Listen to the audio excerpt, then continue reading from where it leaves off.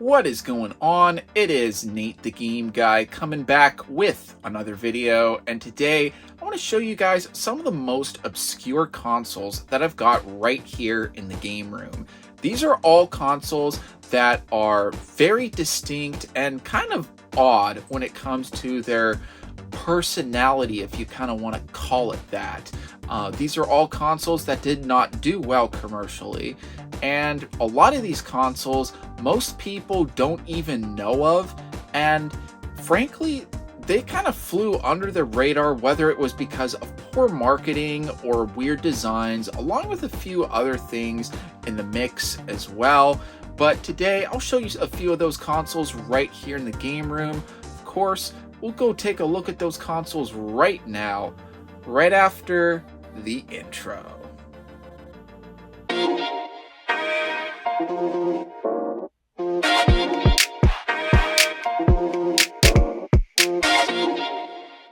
Now, when you want to talk about weird and obscure game consoles, this is one that easily comes to my mind, and that is the Hyperscan. This game console right here was created by Mattel, the toy company, the same toy company that made the Intellivision back in the day. And this console came out during the 7th generation of gaming, not long after the release of the Xbox 360 and several months prior before the Nintendo Wii and the PlayStation 3 would get their own releases as well. This console only had 5 games within its very short run from 2006 to 2007, and it was very easy for me to go for an entire set for this console, especially since they were very cheap and literally nobody even wanted to get any games for this console itself.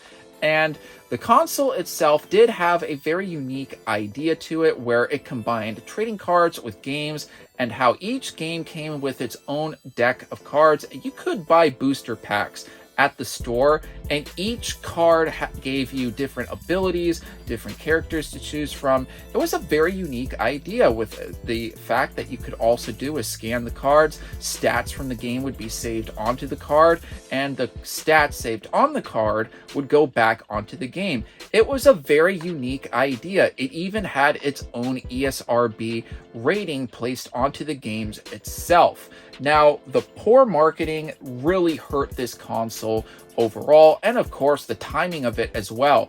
After all, the graphics with all these games on the Hyperscan were very similar to somewhere between PlayStation 1 to Super Nintendo, and they also looked very similar to Flash games during the 2000s at the time. And of course, this was coming out during when HD gaming was essentially becoming the norm when it came to in-home console gaming.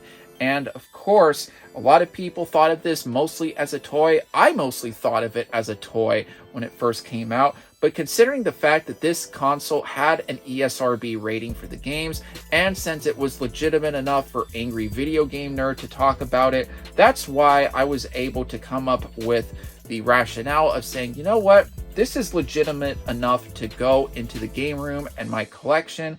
But when you want to talk about weird and obscure game consoles, I gotta say, this one is pretty up there when I'm thinking about weird and obscure game consoles.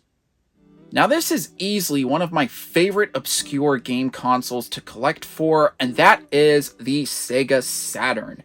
Now, when you compare this console to the Nintendo 64 and the PlayStation 1, which were the console's main rivals at the time, this was definitely the most obscure out of the other counterparts and the other choices that were available during the 90s. Yeah, this console isn't going to be as weird and obscure as the Hyperscan, but when you compare this to Nintendo 64 and PlayStation 1, I'm sure a few of you will know exactly what I mean by when I say this was the more obscure choice from the 90s.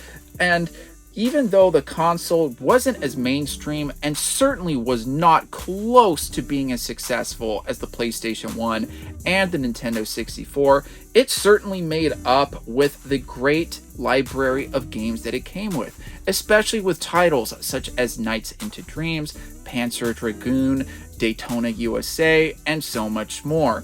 Now, I really do enjoy collecting for the console, but I do have to be very slow when I do it. It's just because it is easily one of the most expensive consoles to collect for.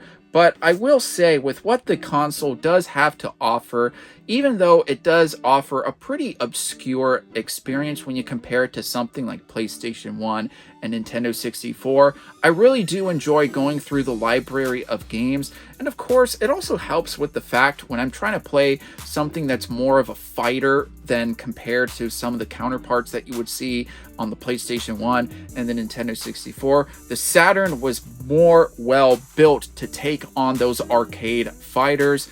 And I gotta say, this one, even though it is obscure, I certainly love collecting for it. And of course, I love playing it from time to time. Now, this is easily the most weird and obscure handheld that I've got right here in the game room, and that is the N-Gage.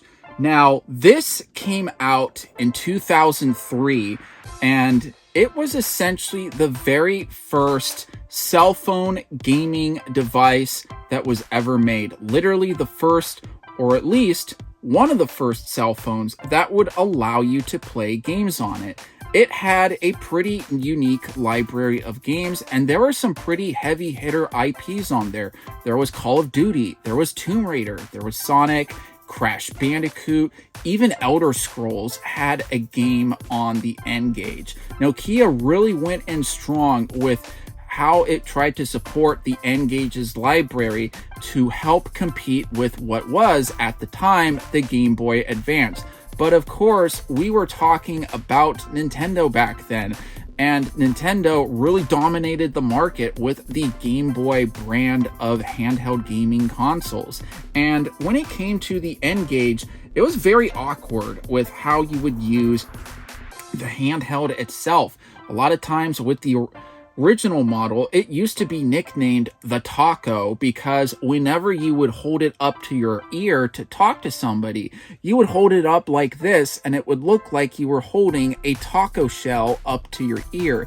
Now, clearly, I don't have the original Nokia N-Gage model. What I have is the QD model, which came out in 2005. And literally, the handheld's lifespan was from 2003 to 2006. So as you probably can imagine, there weren't very many games made for the N-Gage's library. Now, with my current game room and game collection, I'm only one game away from getting the complete North American N-Gage set right here in the game room. But I do gotta say, I do enjoy collecting for this because I remember very well when this first came out when I was younger, and I wanted to get it just to play Sonic N. But of course, I found out later on that it's just a port of Sonic Advance. But when you're talking about some obscure handheld consoles, I mean, N-Gage, I would say that's one of the first choices that somebody's going to talk about. I mean, it fits right there with the usual suspects of obscure handheld gaming consoles. Hey guys, thank you so much for checking out my video. Please be sure to check out these videos here, and here. After all, I post a lot of content when it comes to game collecting tips, and other video game related subjects. So be sure to keep an eye out every Monday and Friday where I upload consistently, and I'll be seeing you guys next time.